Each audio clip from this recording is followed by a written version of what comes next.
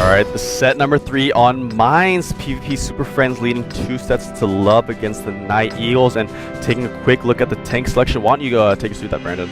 Well, for the NightEagles, we have 2 heavy tanks, 2 mediums, a light. We have an IS-3, a T-32, and of course those 2 T-69s that they love, and a WZ-132 for the NightEagles. And of course for PvP, we have a T-32, 2 T-69s, and 2 AMX-13s. So pretty similar tank pickups coming out from both these teams, except the NightEagles going for, PvP Super Friends going for an extra light tank. And actually, no, an extra light tank and an extra heavy tank. Yeah, they have 2 of those AMX-13s, so of course super mobile on this map. They really want to take map control here. Yeah, definitely. The NightEagles are just completely rushing up this hilltop. They have complete control of this hilltop right now. TKSPB in his WZ-132. He actually made it past the center of the hill and made it towards that more eastern side where you can get pot shots onto incoming enemies. In PvP, they realize that the NightEagles have control of this hilltop, that they are going to hesitate to push up this, because if they do push up this hill, they're just going to get shot down.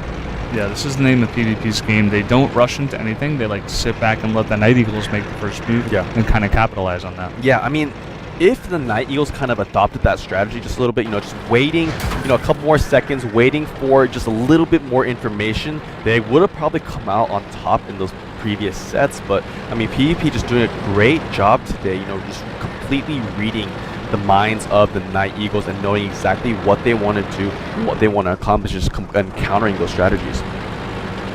Yeah, and just the NightEagles taking full control of this hill PvP. They have like a medium tank all the way at the north. They have one like supporting at the base of the hill, and then a light tank on the right side, or the left side. I mean, that's Batman over there.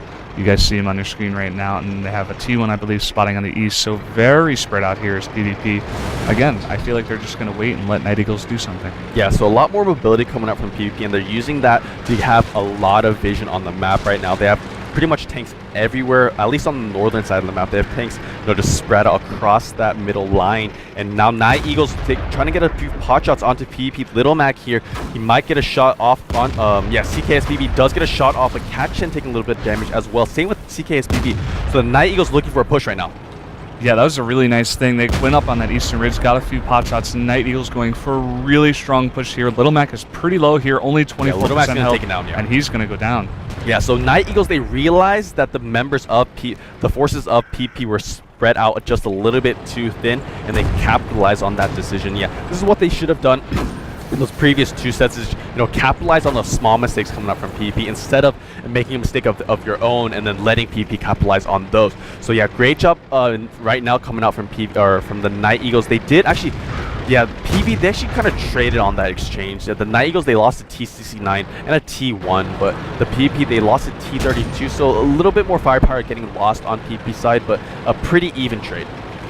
Yeah, now the NightEagles coming down strong here, but PvP with a pretty good setup. They have that medium tank all the way at the north. He is laying down some cover fire, and they actually take out one of those T-69s for the NightEagles, and now just a really close battle here. Yeah, and the audio focusing down this T-69. Yeah, he does get that T-69, so NightEagles, actually they also lost a T-69, so both teams losing 2 tier 8s apiece plus a T1. So base capture has been started as well, coming out from the PvP side. And I mean, the NightEagles, they look like they're dominating this map right now.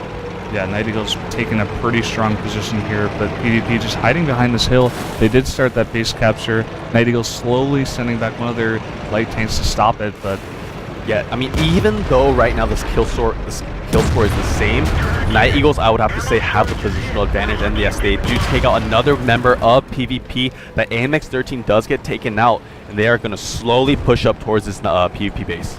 Yeah, the thing is, they're even on tier 8 tanks, but those tanks for NightEagles are a lot more heavy, and it just seems like PvP with Batman. Actually, PvP might take this map. Yeah, I mean, Lunar Maria here, he's the last tank now remaining on the NightEagles. He's down to about 37%. Can he get a shot onto Batman? He does get one shot off, but it takes a little bit of damage in retaliation. The base capture also past 50%, now almost 60. So, I mean, it's looking really grim for NightEagles. I really don't think they can pull this out. That was actually a huge play by Batman. He got 2 perfect shots and did so much damage to that. Yeah, just pretty much insta-killing him.